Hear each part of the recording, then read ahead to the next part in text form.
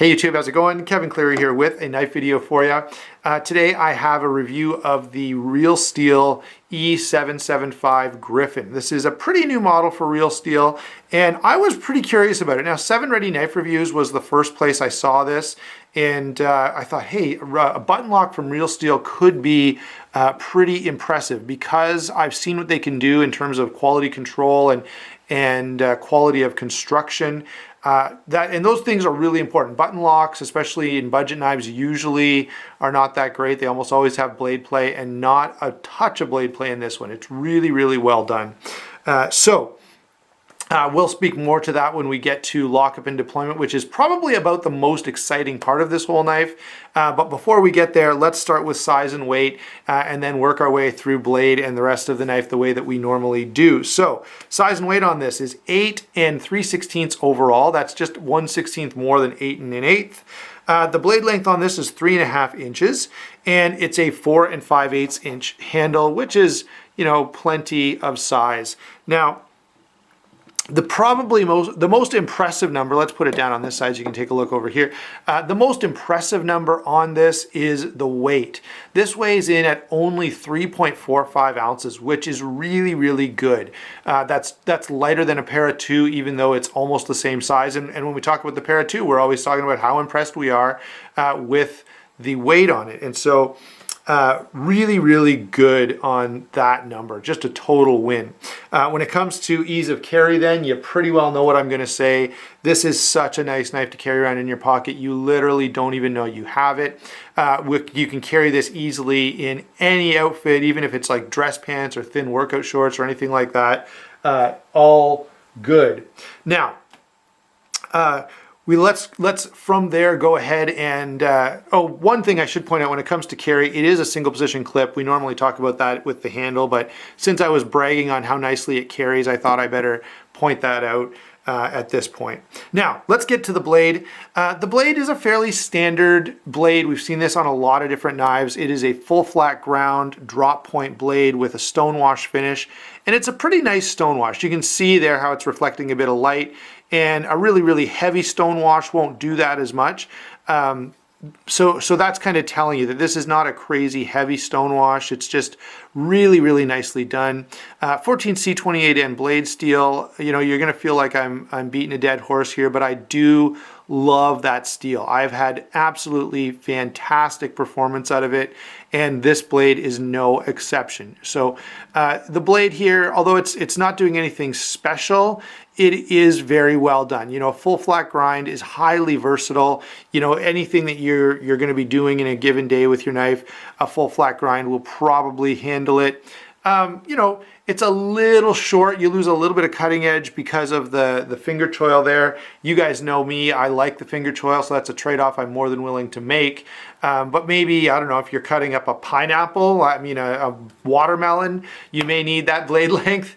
But for most of us, that's not what we do with our EDC knives anyway. So the blade is an absolute win. And by the way, guys, most of the things are on this knife. There is one glaring issue that we'll get to, but you know, it's not the blade. The blade is phenomenal.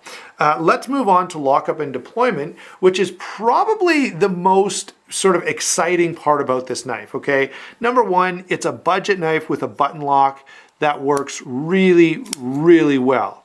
And that is hard enough to find. You know, yeah, of course, if you spend $150 or $200, you're gonna get a button lock that works well.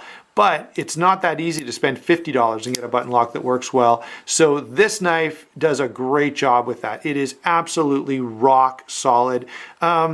It does have a lock, and it's kind of an interesting lock. It rolls forward and of course traps the button in the out position, right? So now the button is out this way, and this little roller rolls in the way of it so you can't depress it. Okay, great.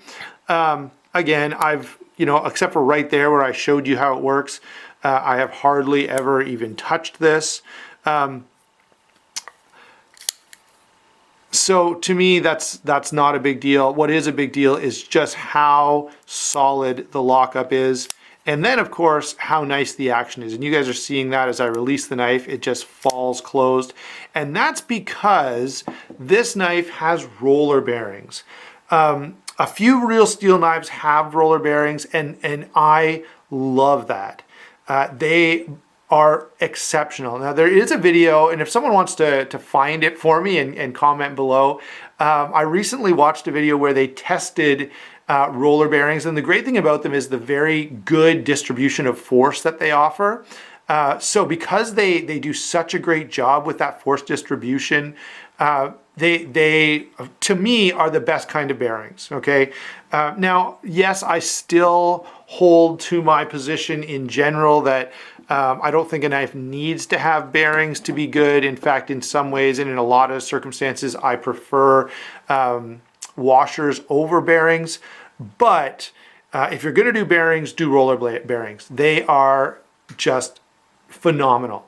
Okay, so this knife at this price point with roller bearings is nuts, and probably a good reason to buy this knife is just because you want to experience an action that's as good as this, but you don't want to spend $700 to do it for a Shirogorov, you know.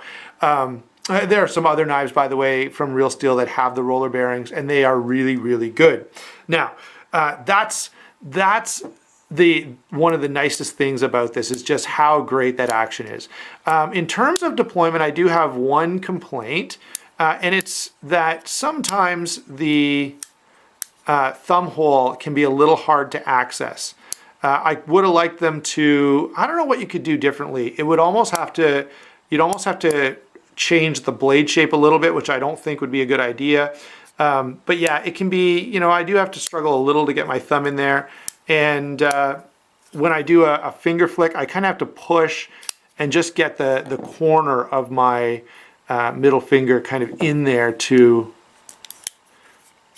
get the knife to flip out. Now, once you get past the deployment, it is unbelievable, right? Just as smooth as you could ever want a knife to be.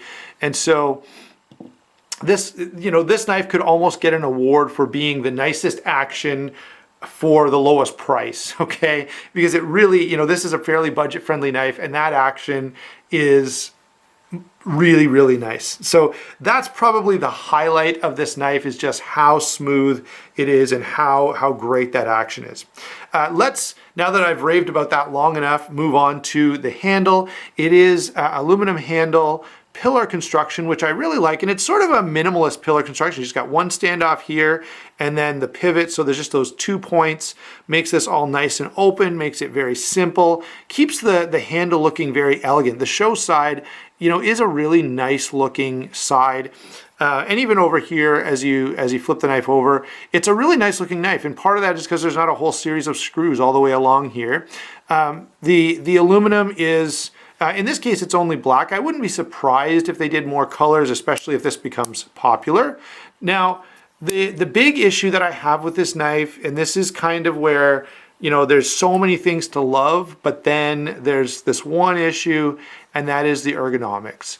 Not that it's uncomfortable, it's quite comfortable in hand. That's not my problem. The problem is it's just a little too slick. If I choke up and I use it like this, now I feel pretty locked in and I feel pretty confident about my grip on the knife. But from back here on the blade, it's not terribly hand filling, and there's not really enough texturing to give me a lot of confidence in my grip. So it just feels a little slick. And that's, in fact, that's part of the reason that I was sort of talking about, you know, how I have issues with deployment. The pocket clip over here does give my fingers somewhere to go when I deploy the knife. But you kind of wish that wasn't necessary, right? You kind of go, well, maybe it could have some, you know, if there was anything here, just any kind of patterning, if they follow these lines through or something and just do a little bit of milling in the handle, something to just give me a little more to grip onto would be very appreciated with this knife. So that is the one big complaint I have. Everything else is a little bit nitpicky on this. Otherwise, there's not much bad to say.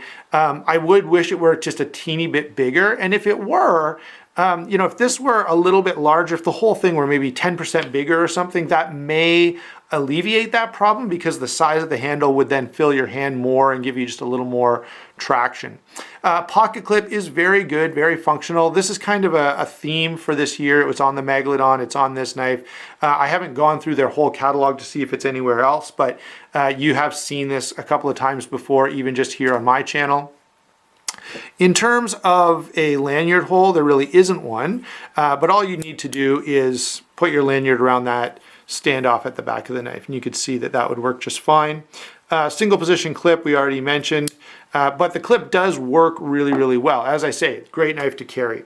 Let's pull in some comparisons now, and then we'll have sort of our overall conclusion. So let me start with a knife that isn't in the same price range, but it's a knife that stands out to me because it's lots of you have this knife or are familiar with it, and the size is really, really close. Okay, these are within a 1/16 of an inch of each other, and you can see that the Real Steel actually gives you a little more cutting edge, even though it's slightly smaller and weighs less, which I've got to say is pretty impressive. Now, obviously the steel, this is S35VN, but even the S30V is quite a big step up.